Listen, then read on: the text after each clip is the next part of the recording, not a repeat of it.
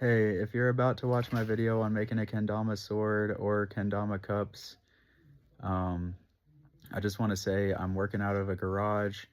Uh, I have the tools I have. Um, I take my safety into my own hands, and I am not recommending that you follow the same safety protocols that I do. They're not the industry standard. They're me in my garage. I'm just showing you what I do to make a kendama. I'm just showing you. I'm not telling you to follow these as instructions. So, if you decide to make kendamas, it's probably wise to take some sort of lathe tool class. It's probably wise to take some sort of like safety courses to deal with it and stuff. I jumped straight into it and watched a bunch of videos, but um, you know, I'm not recommending that you follow exactly what I do. I don't want anyone to get hurt. I don't explain how to use the tools very much. And yeah, basically I'm just showing you what I do because I wanted that whenever I started. But your safety is in your own hands, just like my safety is in my own hands. What's up, everybody? Austin from Bonky Glonkers. Gonna make a video today showing you how I make a sword.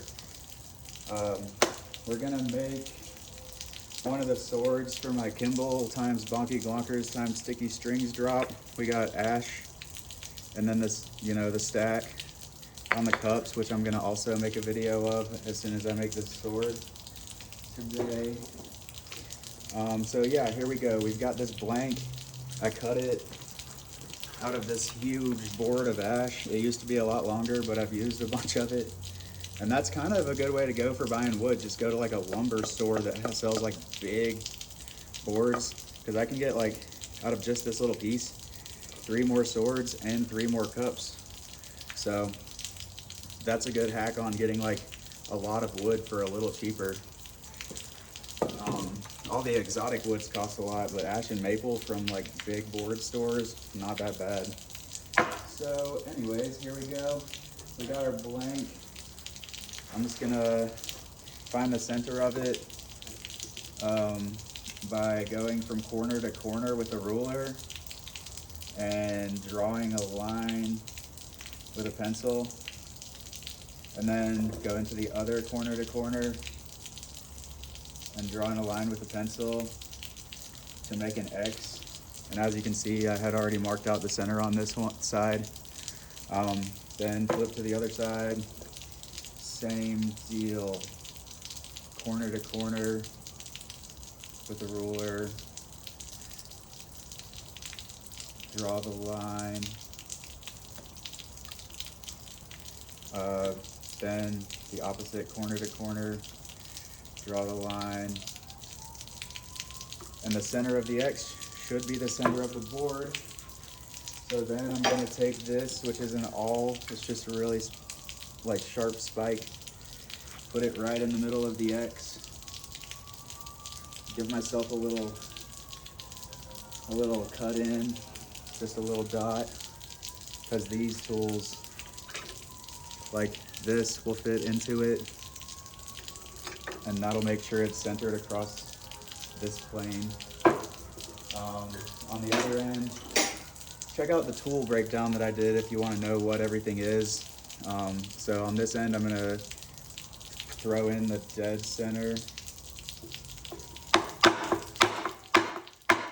Just using like a hammer that's not metal so I don't mess this end up. All right, slide that in. Gonna put the live center with the tailstock all the way up to it. Put it in that little divot that I made. Crank it down, and then tighten this. Make sure everything's really tight. You don't want this to fly off, and you don't want it to like start to wobble, because then you'll mess up what you're trying to do. Yeah, then I'll move my tool rest to one end, hang it over just a little bit so my tools can run along it. Tighten that down, make sure this isn't gonna hit. And then for trimming the corners off of this blank. I'm gonna wear this face mask in case it does come off. It'll hit this instead of breaking my entire face open. Yep, so there we go. I feel like if I talk with this on, it's gonna sound weird, but essentially what I'm about to do is turn this on, and then if you see this bevel, you wanna hold the tool at the same angle as the bevel, and then you can rotate it, keep that bevel, ride the bevel, and just run it down.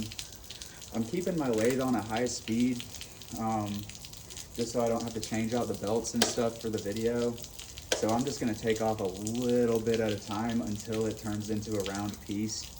But recommended is to turn the RPMs down before taking off volume. And if you turn the RPMs down, you can put the tool straight in, match the bevel, and like run it straight along. But I'm basically using this as like a bowl gouge, or a spindle gouge, like a giant one. So yeah, that's what I'm about to do. I'm gonna put this on and just do that. So here we go.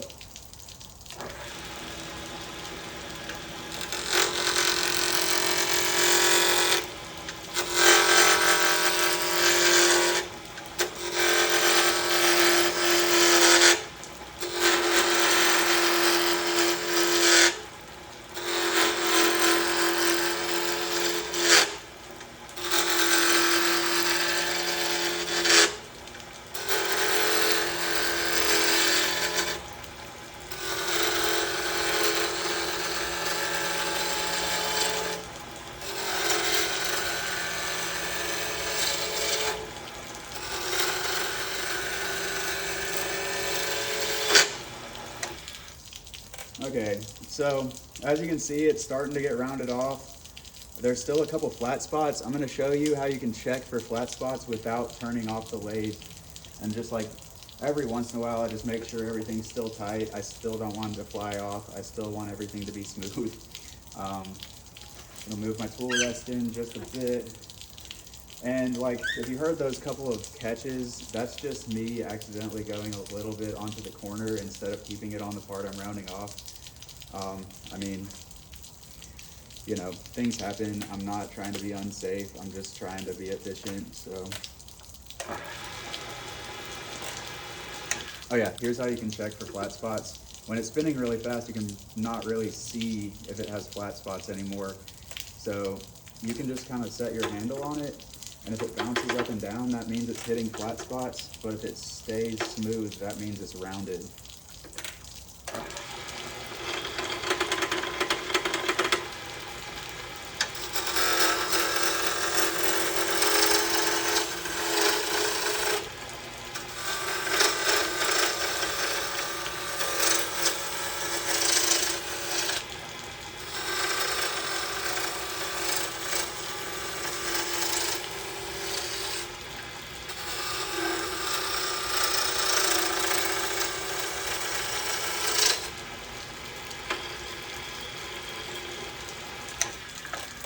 Okay, so I got that part round, so I'm gonna move the tool rest down. If you had a tool rest as long as the whole thing, you wouldn't have to move it around as much, but I don't.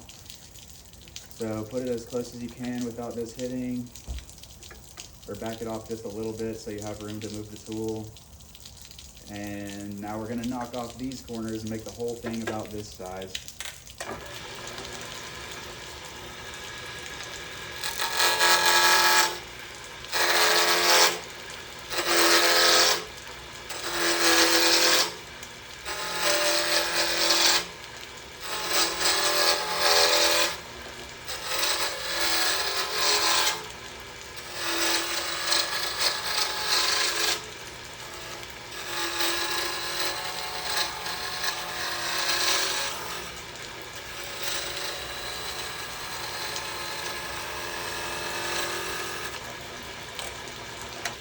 And actually, I am, as soon as this end is rounded, gonna leave about 20 or so millimeters a little thicker to make the tenon, which I'll show you.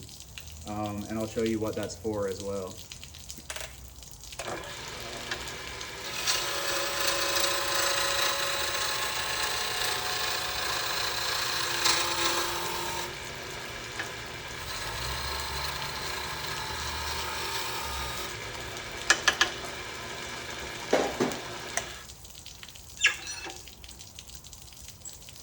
Okay, so we've got the whole thing rounded off. Now I'm gonna take, this is gonna be my base cup, the end that's on the live end. So I'm gonna take this down to the diameter that I like to make my base cups. Oh, hey, how's it going? Hey, will you be seeing Nancy? Yes. This is for her. Oh, I can take it into her From right now. Vienna. From Vienna, gotcha.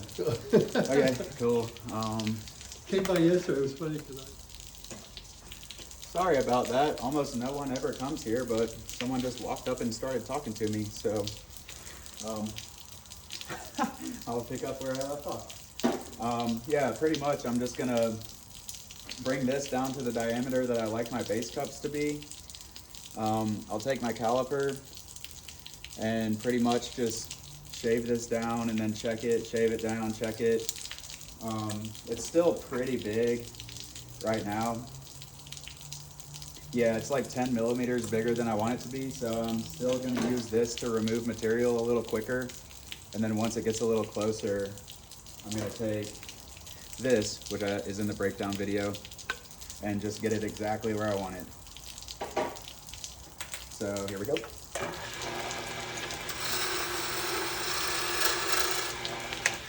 Oh yeah, I'm also gonna switch to goggles now that I'm done knocking the corners off, because they're just more comfortable. And the reason I wear these is because if you get a piece of sawdust in your eye and scratch it, it hurts so bad.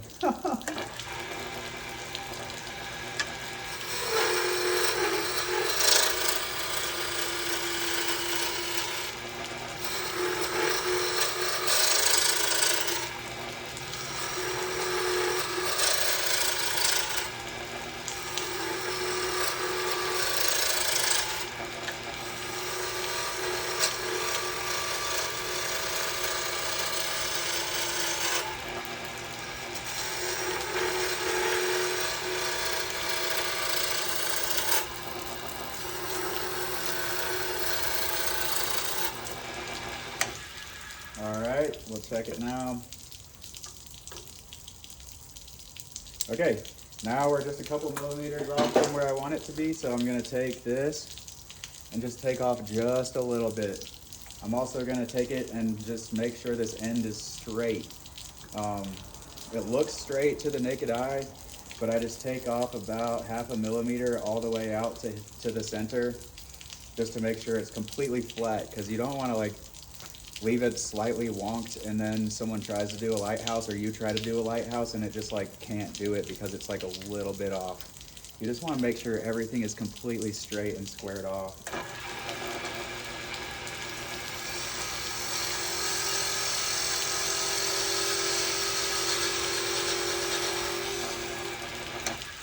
And when it comes to like how to actually angle these tools and use them, there's so many videos on YouTube that describe it way better than I can. So like, I'm just gonna make this and show you the process that I use.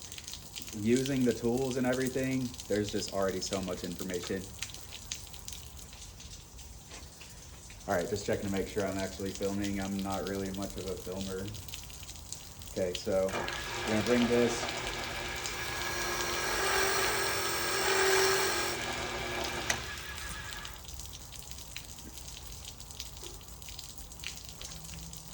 One more millimeter, and I always try to keep a Ken that I've already made that's the same as the one I'm trying to make, just so I can reference it. Okay, and I have them memorized, so I won't check it too much, but sometimes I'm just like, was this a 42 millimeter base, 43, 41? I got a couple different mods, so yeah.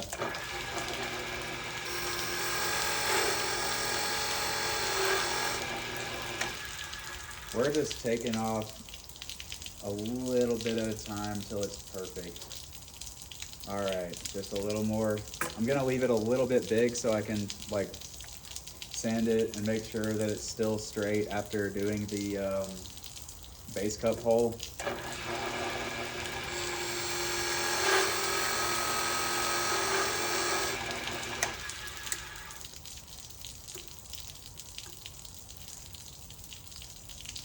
Okay, perfect.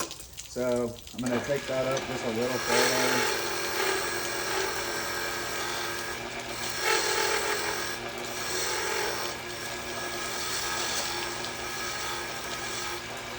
And yeah, you just want to leave like, you know, 0.3 or so millimeters big, just so you have enough space to like shave it down just a little bit when you're shaping it. Or maybe even up to like 0.5. All right, so now that I've got my base cup sized, I'm gonna take everything off, move this out of the way. I'm gonna take my ramrod and take this out. Take out the dead end, put it somewhere where you remember where it is. And then I'm gonna take my chuck. Oh man, I forgot to put a tenon in it. So actually, I'm not used to making videos, sorry. But I'm still gonna show you everything, even if I get a little out of order. So yeah, put it right back in the same spots that you had it in. This already has the holes from where I hit the hammer into it. And I mean, this is just how it goes sometimes, man. Like, I don't always remember everything, especially not talking to a camera. But yeah, so to make the tenon, we're gonna take some carbide tips. So I've got the square one. I'll show you the tenon when I'm done with it. But essentially, if you can see how this is like the chuck has like a dovetail right here. I'm gonna try to cut an angle that matches that dovetail pretty much exactly, because you want it to be as snug of a fit as possible. And then I'm gonna have a lip that sits right on top of this. So,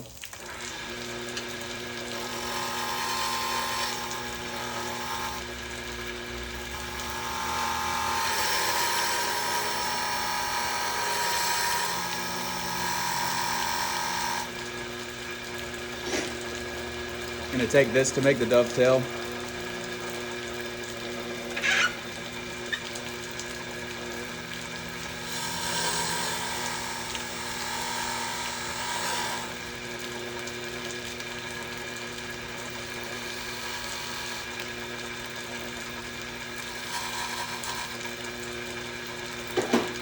A little sandpaper, just to make sure there's nothing that can get in the way. All right, now we take everything off, move this out of the way, and there's the tenon. It's just like, add an angle, you make a dovetail on it. I just chop this end so it doesn't accidentally get into the threads on the chuck. And then I put this lip at a little bit of an end cut, just so there's no way that it's gonna like catch onto the chuck jaws and like mess it up. Just a good shot of what that looks like. Okay, so now we'll take the chuck, take this out, put it somewhere where you'll remember where it is, because you'll need it later. Boom. And you can use like pliers to tighten the chuck on, but I just lock the lathe so it can't spin and just pull it as tight as I can, because hand tight has done the trick so far. And then we'll take our drill chuck. For this shape, I'm only going to use this one bit, and I have it marked with a pencil on the drill bit exactly how deep I want to go, which is right there. I've made a bunch of these and tested them out, so I know how much weight I want to take out of each kind of wood to make it like have good lunar balance and everything, and take into consideration what your cups are made out of. I may actually go a little bit less deep, just because the cups have Purple Heart in them and it's a little heavier, and I don't want it to just be like completely off balance. So actually I'll probably go about to this other mark, which is like right here. It's like 40 millimeters, but if you come up with a shape, you'll play it a bunch, you'll decide if you want to take more out on the next one or less out on the next one based on the weight balance. But yeah, basically I slip the tenon into this dovetail. I can see it. I'm gonna unlock the lathe and turn it around. You wanna make sure there's no gaps between that little shelf that you put on it and the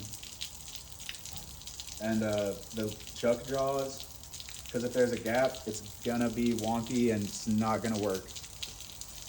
So yeah, I'll just make sure there's no gaps, pull it in real tight and just tighten it down as much as I can without like breaking the wood basically. Okay, then I'll turn it on, make sure it's running smooth. Like, as you can see, no bouncing, so that means it's spinning straight, which is exactly what we want. So it's spinning straight, we got it tight. Now we can take out the live end, put it somewhere where you'll remember where it is. Take your drill chuck, and this drill bit isn't absolutely as sharp as it once was, so it might vibrate a little bit for a second. But you know, it's still cutting dead center because it's on the tailstock. I'm just put it like a couple millimeters away because, you know, moving this out, it only goes out like this far. Crank that down, make sure it's solid centered. Make sure this is in there real solid. Make sure you can see your pencil marks for where you want to put it into. Or honestly, wrapping a piece of tape around it is the best. I just have marks on this one. Then lock everything down. Gonna move stuff out of the way. All right, so we're ready to rock on the drill press. Boom. And just screw this in.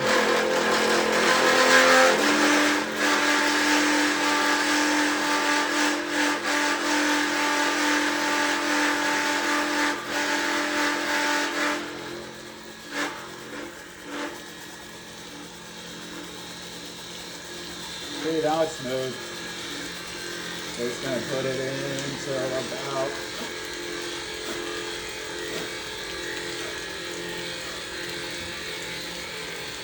right there, and then pull it out.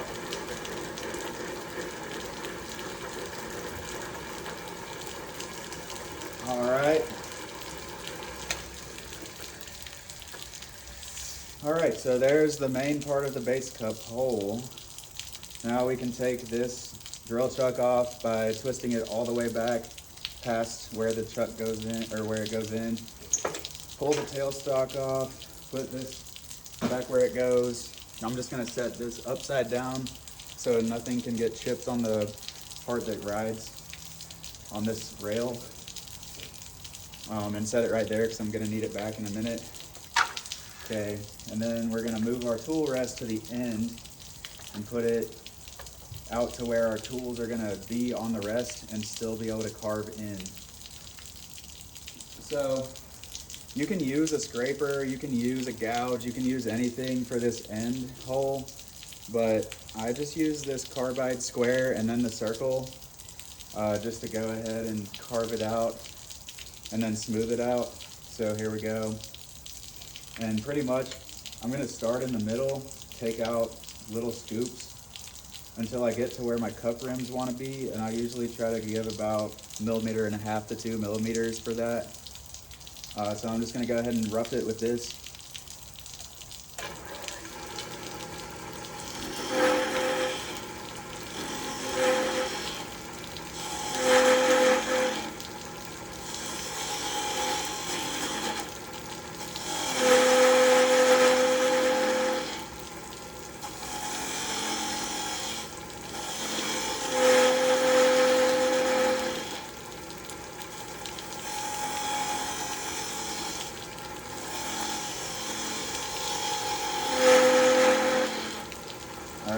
That's looking pretty good.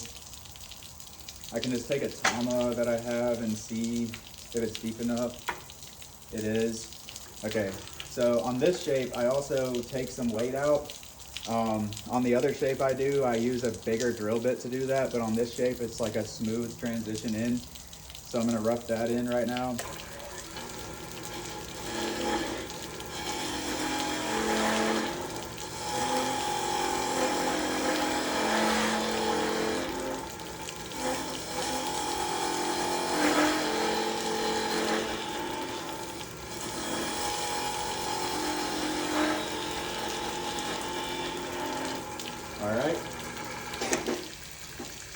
So now that I have that roughed in, I'm gonna take my circle bit, and I made another Ken with it, and it got kind of dull because it was really hard wood, so I'm gonna rotate it to a fresh edge for this one. All right, so now I'm gonna take the circle one and smooth it out and just cut it clean and like round it out and make sure the cup rim is perfect.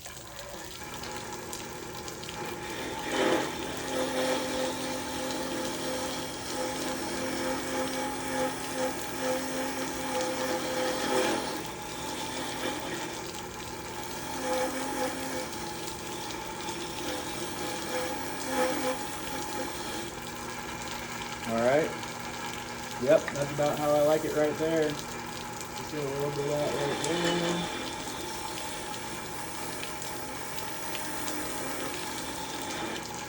Okay. Then I'm gonna take some sandpaper. Just a little bitty piece. And I do this because the way I finish them, that's that sauce that just makes it really pop.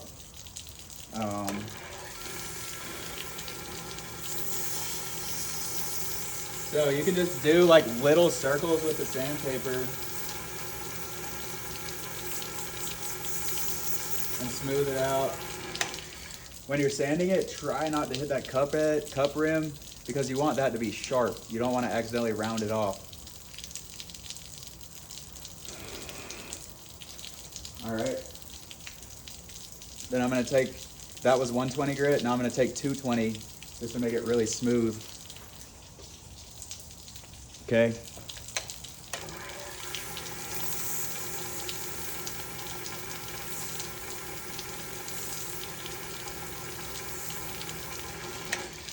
And you don't want to smooth out the entire Ken.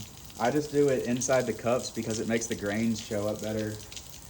And then I have this finish that I like to use, which, like, I don't know if anyone else does this, so I'm just gonna let that be my sauce.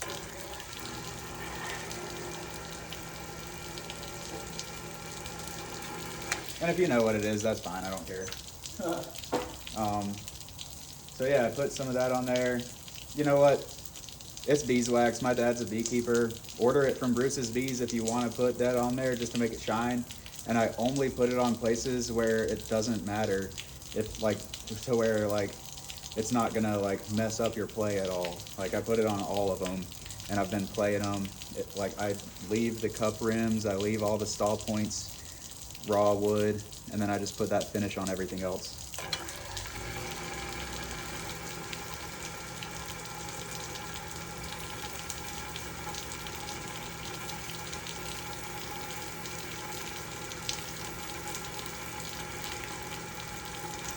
All right, so now that's our base cup hole, or that's our base cup done.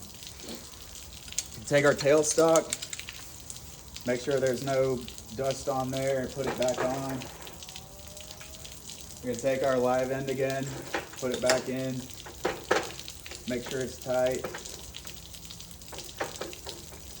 Okay, and here is where you're gonna take a little circle made out of leather and put it right there in the base cup, so this doesn't put marks on your pen. Crank it down. Crank it down. All right. And now we're ready to shape it. So, pretty much, I've made a bunch of these Kens, so I know what all the measurements are. Like I know where they are and what they are. You can play around with it. Basically, the main thing you want to do is make sure that your spike taper is going to be right for when you cut the hole for the cups. And it depends on what drill bit you use. The drill bit I use is, I think it's a 1/2 inch reamer bit. And I just measured 2 spots on that. And then I just try to make sure this matches it by like measuring out where those cross on here. And then like making sure it's the right diameter to match the bit, because if it doesn't match the bit, you're gonna have gaps, or your cups are gonna be tilted, or they're gonna like wiggle. Like, you don't want that. You want it to be very, very snug. Like, if you can see, that's like no gap, no gap. It's just got to be very snug. So essentially, I know for my drill bit which diameters to make it, but whatever drill bit you get, you can just measure the drill bit and then make sure the diameters right where you want the cups to sit are exactly the same as that drill bit, and it'll be perfect. So yeah, I'm gonna measure out where I want my handle stall to be, and I do 11.5 millimeters, and then I'm doing like no rim on, or no step on it, because that way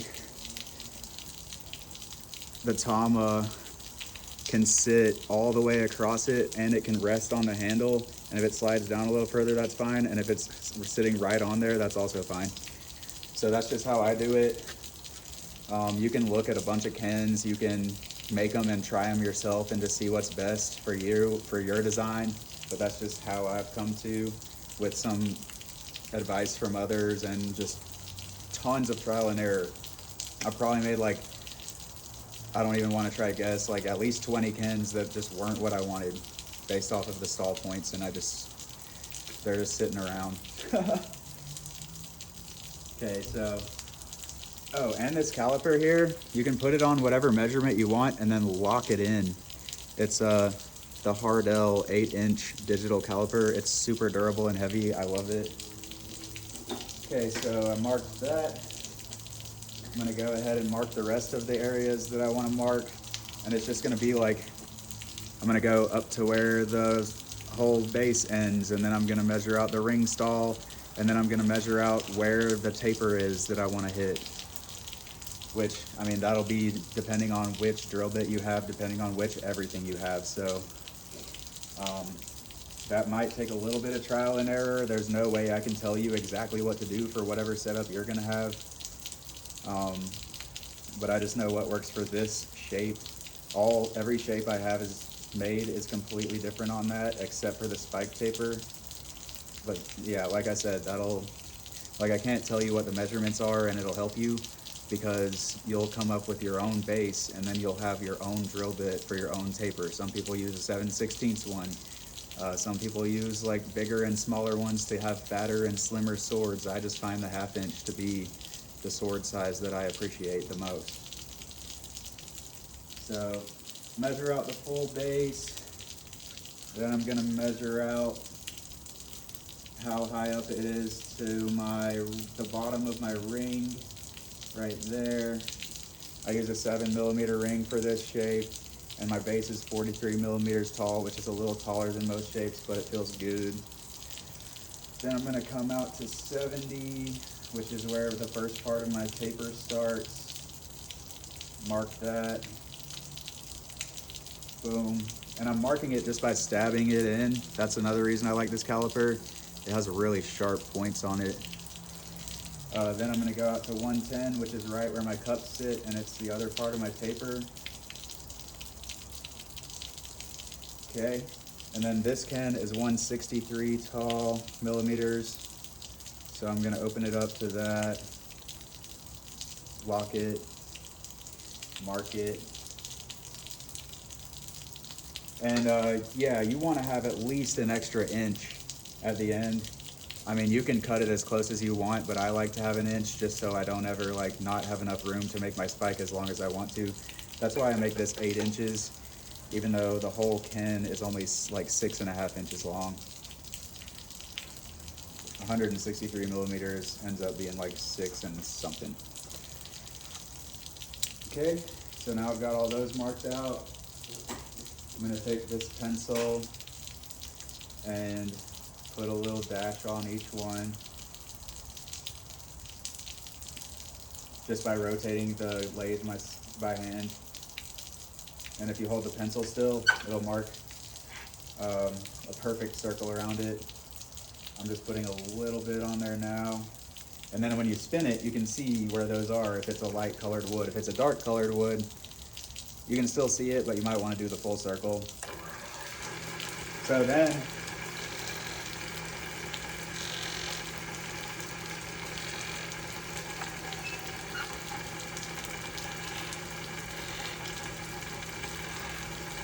yeah, then I just, while it's running, hit it with the pencil, and that like puts more of a mark on it for you. And then I already know the diameters that I want to hit on this one.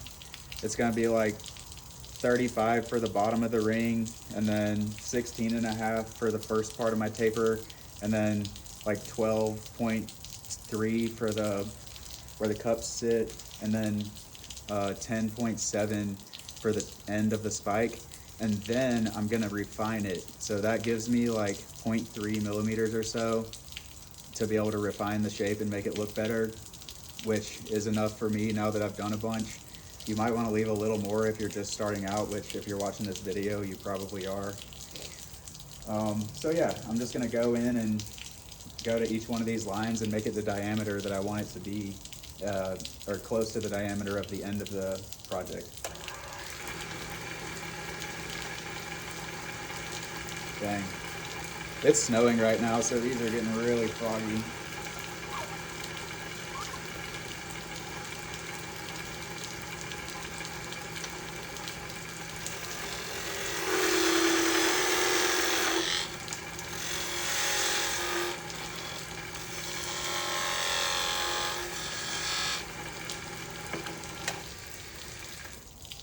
Yep, every time I'm doing a little bit, then checking it, then a little bit.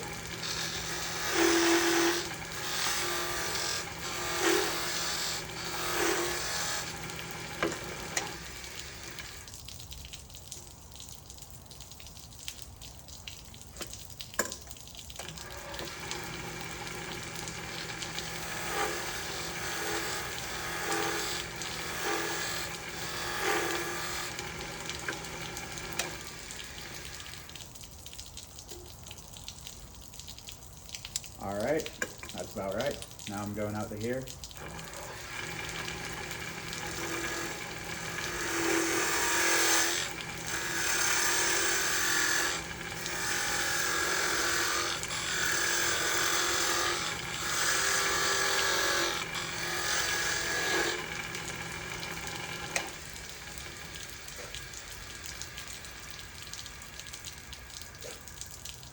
Just checking against the other one again, just to make sure I'm getting it just right.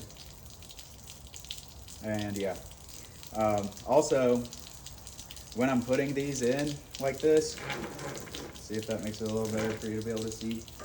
I try to make these a little bit wide because there's so much more material. I want to be able to fit the gouge back in there and like get a bunch of this bulk out quickly. So yep, this has got to go down by a lot, so we're going to do that.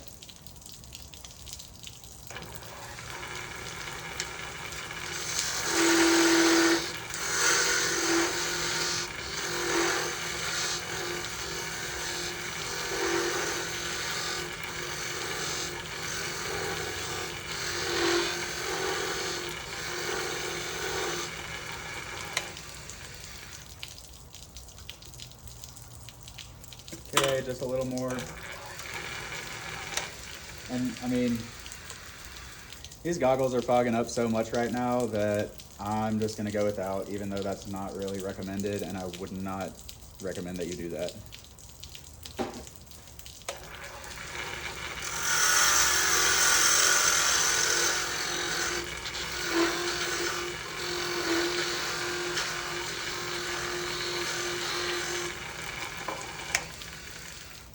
And I've made so many of these perfect that I can like almost just tell when it's getting close. But starting off, you might want to like check your diameters a lot more than I am, just to make sure you don't accidentally make it way too small, because then you'll just have to toss it.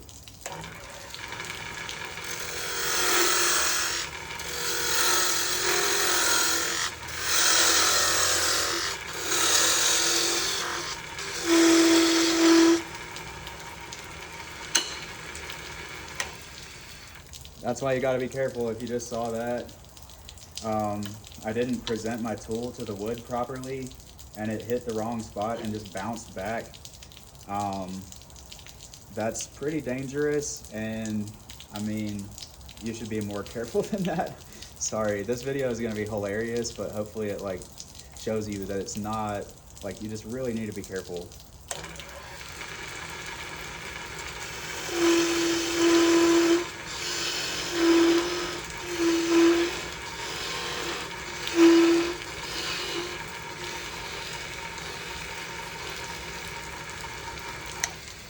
And I mean, catches happen. I mean, like, that's just part of lathe work. That's why you should wear the mask. That's why you should do all of this stuff, safety stuff.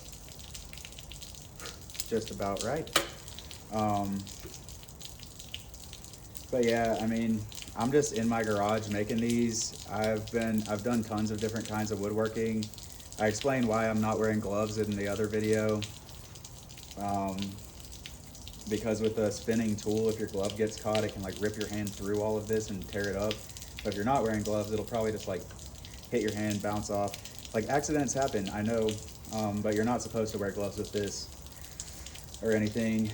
Right now, that catch was not great, but it happens. It probably happens to the best of lathe workers. Like, these things are, you know, pretty dangerous and kind of finicky, so just make sure you watch a bunch of videos on how to use the tools before you like start actually ripping.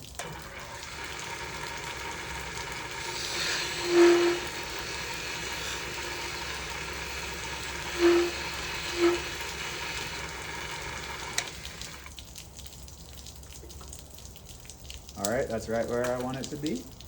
Now we'll come out to where the spike's gonna end.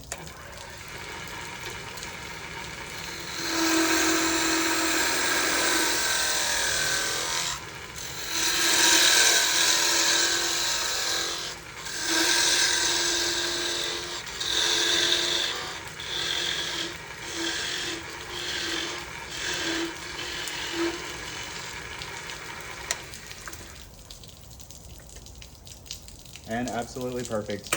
First try, let's go. All right, so now I have all this extra wood between the diameters that I wanted, so I'm gonna break the roughing gouge back out and just rough it down to pretty close. And then we'll go ahead and shape the base.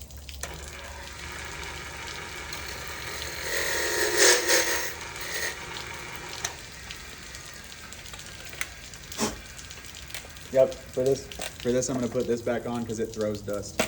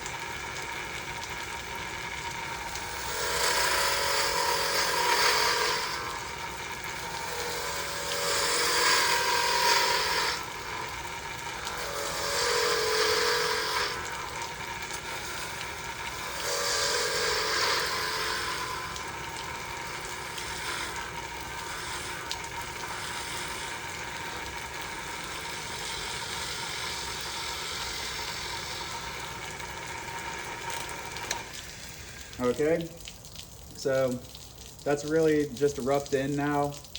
So now I'm gonna take the negative rake scraper, and I'm actually gonna stop this and go sharpen it because you wanna have a burr on here and it's kinda dull. Should have done that before this video, but like I said, I'm just in my garage making these, so like, you know, if I realize something's not sharp, I'm just gonna go sharpen it. So that's what I'm about to do. Okay, just went and sharpened it. Now we got a nice burr on there. I don't think you'll be able to see it, but it's just like curled over, and that's the side that cuts the wood off. So now I'm gonna check my diameters real quick at the spots where I wanted to, you know, make sure it was perfect. So we got, all right, perfect right there. All right. And again, you know, I pretty much learned how to do this on my own, aside from watching a couple videos of people making them. So if I'm not using the best practices, I've just found what works for me. I'm not recommending that anyone do what I do. I'm just trying to show you how I do it. But yeah, so to the scraper, it's a negative rake scraper, which I prefer over regular scrapers. And we're gonna go in and just get this a little closer, the spike taper.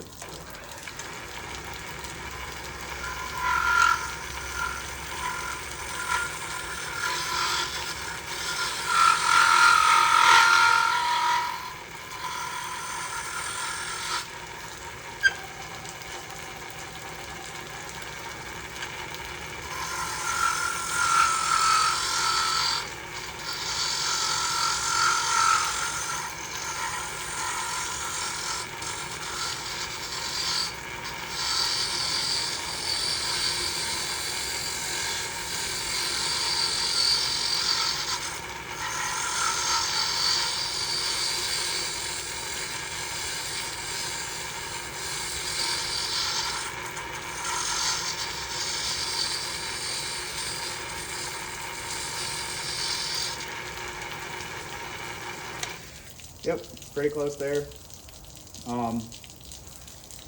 So now I'm gonna start shaping the base. I like to get the spike before the base so I can have it ready to go. Whenever I get to the ring stall, I can go ahead and just like make sure it's gonna ring. If the spike taper is not there, then you might make the ring stall, it rings, and then you do the spike taper and then it doesn't ring anymore. That happened to me a lot. Now I always do the spike taper first.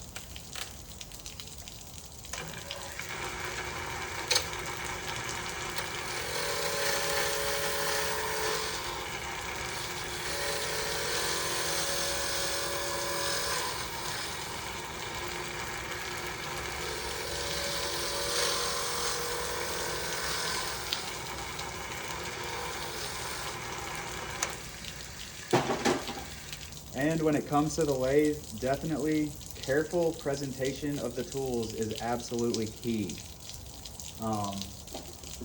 Again, like, I'm gonna rotate the square too.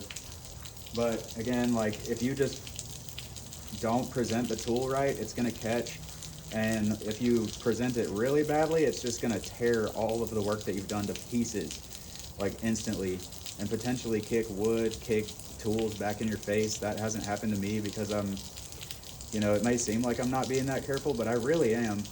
And still, like, after so much time on the lathe, if you just have it a little bit off, it's just gonna kick.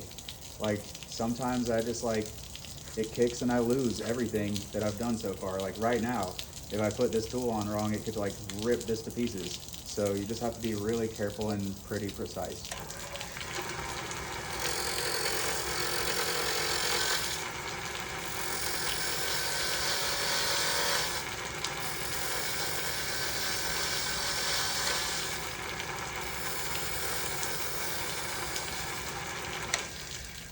And I'm not saying too much about shaping it because you'll find your shape. Like, you just got to get on there, make a bunch of random ones. Half of them are going to suck, half of them are going to play. And then you'll learn the techniques, and then you'll be like, okay, here's what I think is going to be good. And then you'll make that, and then you'll try it. And then if it's bad, try again. This is just a shape that I've probably had like 5 or 6 different iterations of, and I finally hit one that I think is really good, and other people seem to agree, so.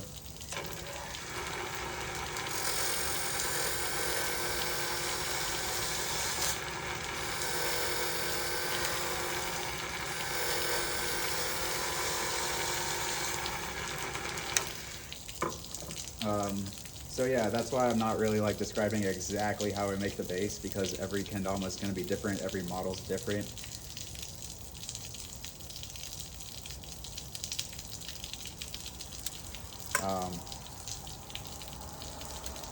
So yep, now that I got that taper the way I like it, I'm gonna remark where the handle stall goes. I'm gonna remark where the ring goes.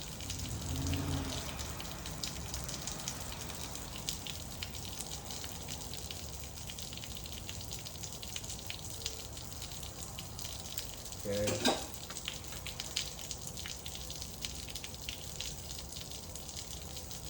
Nice.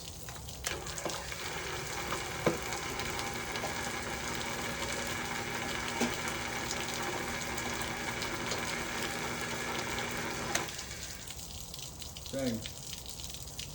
I'm not sure where I put one of my tools. One sec. It was right in front of my face. Okay. All right, so now I'm gonna start shaping the slip stop area, which on this one, I know how the diameter is here, here, and here. So I'm just gonna go ahead and do that. And that's something that you'll find with your shape.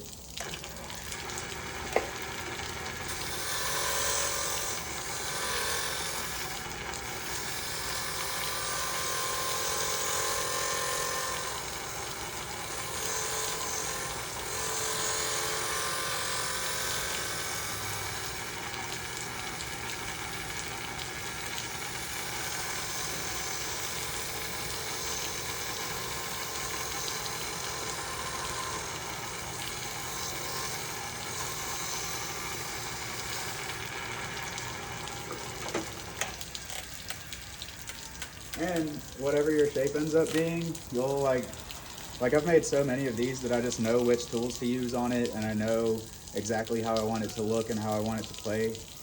And I gotta take that down just a bit.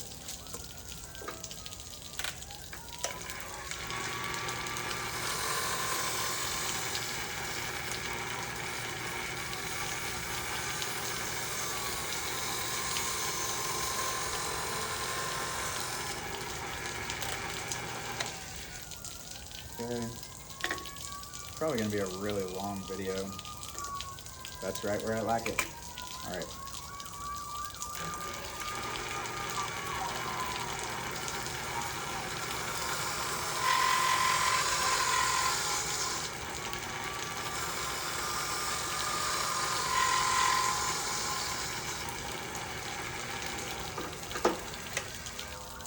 All right, so now that I already have the spike taper, I can start checking this ring out, make sure it works. Now that I have this slip stop area carved in and the spike taper carved in,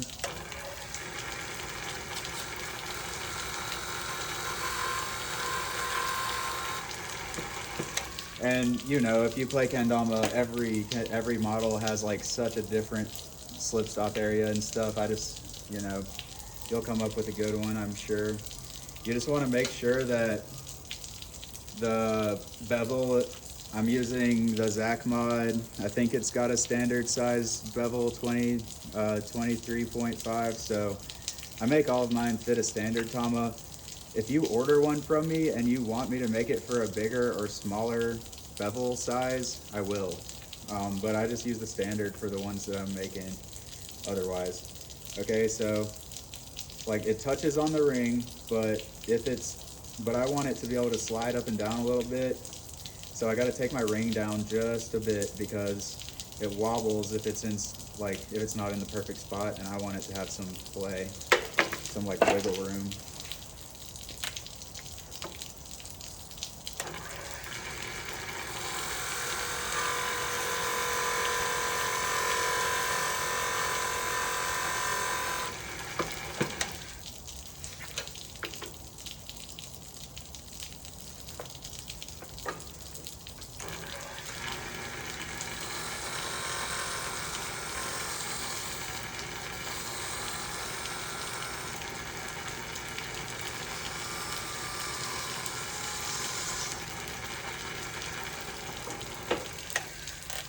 And I am doing a lot of this by feel and by sight because I've made so many of these that I know exactly what I want mine to be like. Okay, that's about right. So you can catch it on the ring all the way back here, you can catch it up here, you can catch it right here. And that's what I like about this shape. It's got a lot of ring air, like all the stalls are pretty honed in.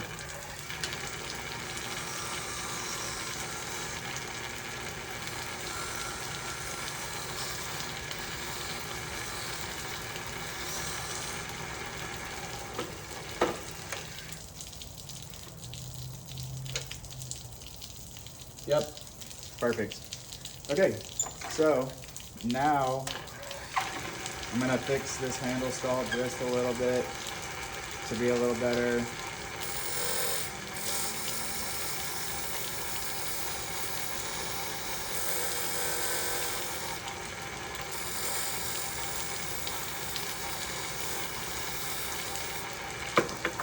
I had it just a little bit different than I like it, so I just fixed that. We still have the good cup rim on the bottom. Okay, so now I'm gonna finish off this spike. Since I left a couple millimeters on this taper, now I can take sandpaper. I'm gonna take the 220 again. Let me just check and make sure my diameters are where they need to be. Out at 110 for my drill bit. I want it to be at 12. About right. Out at the end, I want it to be about 10.5 at the end. So I got like 0.2 millimeters to play with there. And then at about 70, I want it to be at about 16 by the end. And that's what you'll find by measuring your drill bit. And we got a couple millimeters to play with right there. So perfect. So I'm gonna take a good strip of this 220.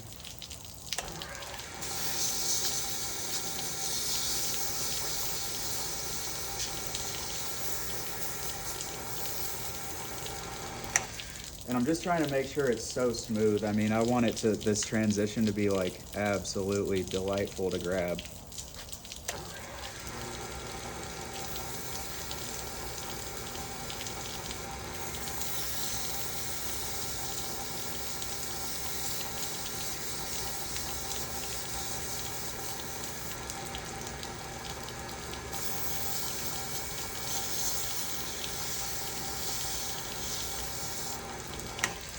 And I'm just being real nice and light with it. We're only trying to take off like 0.2 millimeters. That's not very much.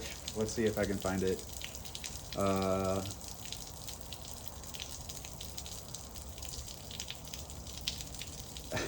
That's like this much or less. Yeah, that's like 0.4. So, yep, not a lot. Just enough to smooth it out and make sure it's perfect. And you have a little bit of grace on it, like the drill bit tapers all the way down. I just have it about where I like it to be in my hand. And that's perfect. And that's a slightly large, so go back down to the spike.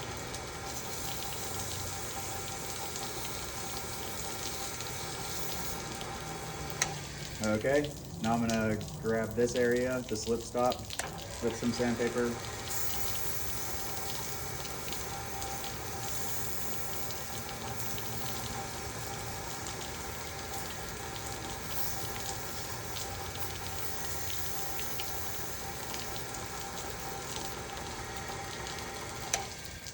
Okay, good deal. And I got that a little bit too rounded off, so I'm gonna go back in and just put that edge back on it.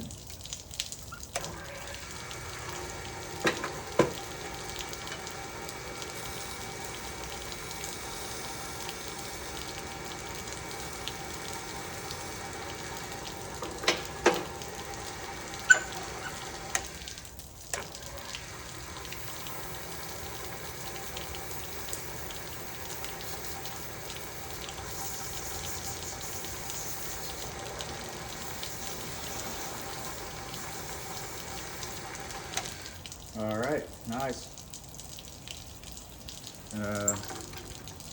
Come in right here a little bit.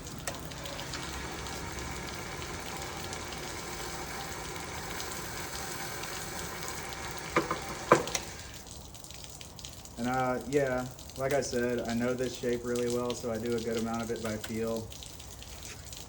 Make sure that ring still works, good, handle stall, good. Very nice. All right, check out this one more time.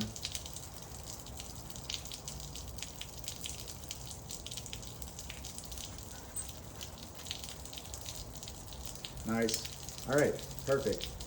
I got my spike taper, I got it sanded, I got it all nice. Now I'm just gonna put that finish on it.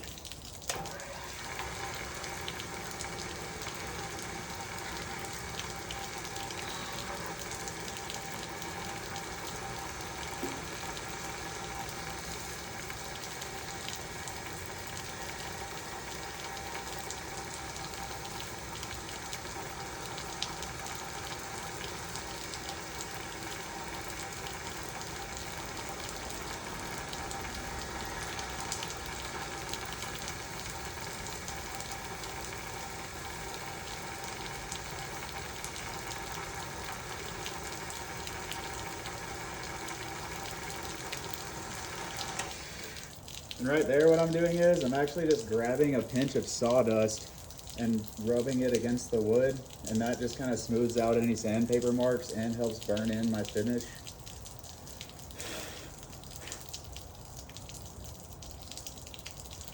And then, because I want the stall points to be still good, I take the 220, which leaves a slightly rougher finish. I find it to be almost like the, a 120. I like it to feel about like the CNC, like the machine ones, because that's kind of sticky. So I go back in on the stall points and hit it with the sandpaper and rough it up just a little bit. It's still smooth, but it's just got that little bit of wood grip. Oops.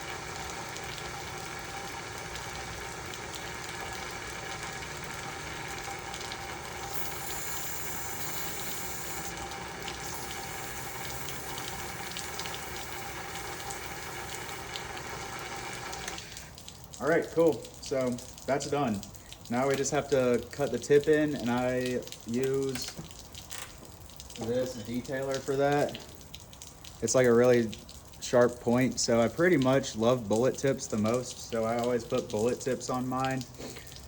If you wanted a straight tip, you would just go straight in at the angle you want it to be at until you get close. Shave away wood on both sides and then go straight in, shave away, go straight in. And like, you can find how to use all these tools on like woodworking videos by people who are really good at it, and they can explain everything way better. I'm just showing you the process basically, and like how I do it, and how I do it might not be exactly right. Again, I keep saying that, you get it. I just know that I love the ones that I turn out. Like, you know, they work really well. So I'm gonna cut the spike now.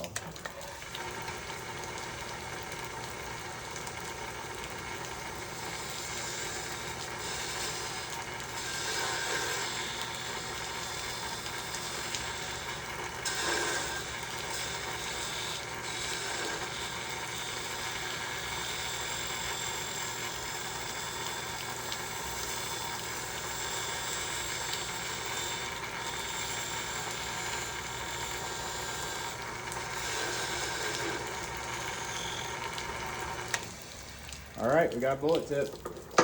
And hopefully this video is making you be like, dang, yeah, I could probably do that. Because like, while I've made like probably 80 or 90 of these and I've got them a little dialed in, I mean, I'm still learning, but there it is.